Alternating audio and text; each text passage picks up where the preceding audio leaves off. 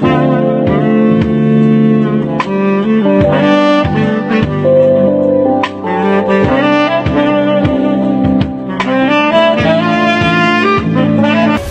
friends. You are welcome to Anchor Network, where you get updates of things happening around you.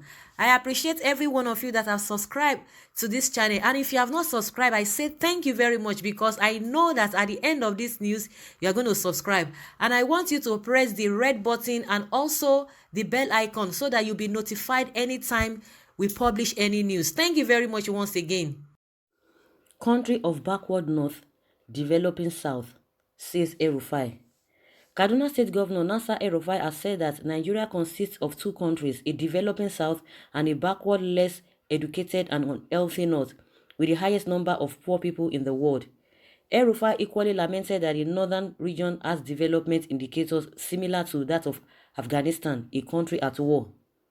Speaking in Kaduna on Saturday at the Northern Youth Summit organized by Northern Hibiscus, an NGO, El-Rufai, however, said that the problems of the region must be addressed collectively as a group of 19 northern state governors, not as individual states.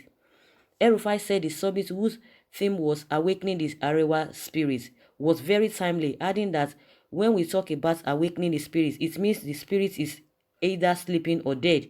Therefore, this summit is very important, just like our keynote address speaker has said.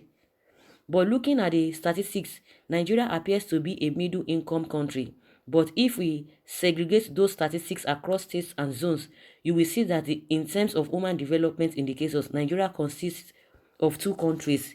There is a backward, less educated and unhealthy northern Nigeria, and a developing, largely educated and healthy southern Nigeria. We have to speak the truth to ourselves and ask, why is it that northern Nigeria has development indicators similar to Afghanistan, a country still at war? We have the largest number of poor people in the world, most of them in northern Nigeria. Nigeria also has the largest number of out-of-school children, virtually all of them in northern Nigeria. Northern Nigeria has become the center of drug abuse, gender violence, banditry, kidnapping, and terrorism. We have also been associated with high divorce rates and breakdown of families. These are the challenges that confront us. This is the naked truth that we have to tell ourselves. We must therefore, as leaders at all levels, have a conversation about the way forward for our part of the country. Because increasingly, as many of you must have seen on social media, we are being considered as parasites of the federal economy, even though that is not entirely true. Because northern Nigeria still feeds the nation. The richest businessman in Nigeria is still Aliko Dangote, not some from southern Nigeria. Thank God for that. So we will still have a lot to be proud of. We should be proud of our culture and tradition, as well as unity. You hardly can find someone from northern Nigeria convicted of 419 or being a Yahoo boy. That is something we should be proud of. We are generally considered to be more honest and less corrupt than other Nigerians. That is something we should be proud of. In addition, our demographic superiority gives us a very powerful tool to negotiate in politics. And that is something we should be proud of, and we should preserve, so we have every reason to unite and not be divided. I therefore call on you, the youth, to account for 80% of the northern population, and the future of this region lies in your hands, not in the hands of dinosaurs like me. I am 59 and among oldest 5% of the northern population. I shouldn't even be governor. I should have been governor 10 years ago, but na condition make crayfish bend, so we are here. But we are here, in my view, we are here to prepare the next generation of leaders. That is why the agenda for this summit is very important. So you should take the panel discussions very seriously and sum up with very clear and implementable decisions that you will circulate to all of us elected to lead northern Nigeria. I urge Northern Hibiscus to send recommendations from this summit to the chairman of Northern State Governors Forum. We have to do something about the situation of northern Nigeria, and we must do so as a group of 19 governors, not individual state governors, El-Rufai said. Also speaking, the sponsor of the event and immediate past chairman of House of Representatives Committee on Appropriation, Honorable Abdulmumin Jibrin, said, while the North was in their situation, the region has not lost everything. There is growth everywhere and so many leaders have emerged. Jibrin, who analyzed the need to reawaken the Arewa spirit on sociocultural, economic and political spheres, said family unit remains the bigger challenges faced in the region as it contributes to high rates of divorce, late marriages, drug abuse and destitution. Looking at the economic aspect, he noted the need for job and wealth creation to build businesses. Understanding competition, marketing and funding in entrepreneurship, he said there's little or no money available at commercial banks to loan small and medium enterprises because government borrows an average of 1 trillion naira annually with 600 billion naira to 700 billion naira interest from first line charge. The lawmaker called on the lawmaker called for the role models across board, adding that we have to mold leaders. We have to create ourselves into leaders, he said. In her opening remarks, founder of Northern Hibiscus Initiative, Aisha Fak, said the summit was organized to examine the numerous challenges in the North with a view to finding lasting solutions to them.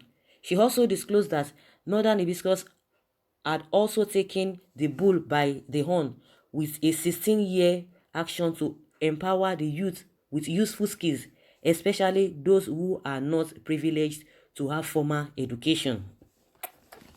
You can see the way these people really reason. See the way he carefully analyzed, what has been going on in their place and what has been going on in the other side of the country. Like now, they have divided the country into two. They have northern Nigeria and southern Nigeria. So, and that's the song all of them have been singing because late now we've been hearing these things, this statement that the country is divided into two.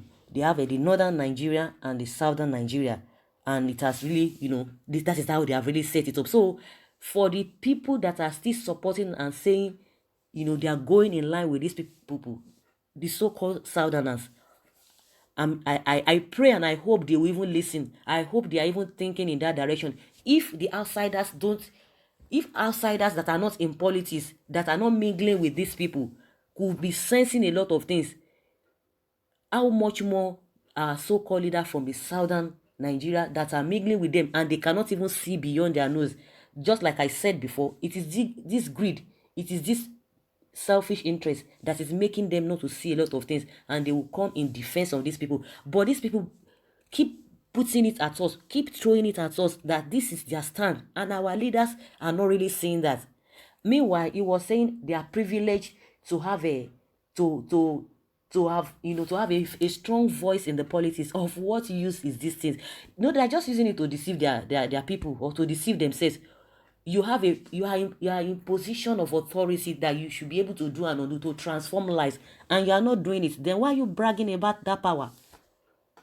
Why are you bragging about that power? If that is how you manage that power, that means it's not worth getting. That power or that position is not worth getting. When you have opportunity to be in leadership position and you have enumerated yourself, then when you talk of a banditry, terrorism, poverty, name it, is happening in your side, then what have you used that your position to do for your people? That is the questions even their people are not answering. You have been in government from time immemorial. Right from time immemorial, you have been occupying this position. And their people, because of the way they have placed their people, that is what they use in cajoling their people. That forget them. We don't have the case of 419. We don't have the case of this thing. They are even bragging that the richest man in Africa is from their state or is from their region. Then people, please ask them. Then of what use is it to your people? And with all of those things, you are still backward. Let me just put it that way. In everything, you are still backward. So of what use is that your position? So guys, we've heard it all. I would like you guys to put down your comments in the comment section.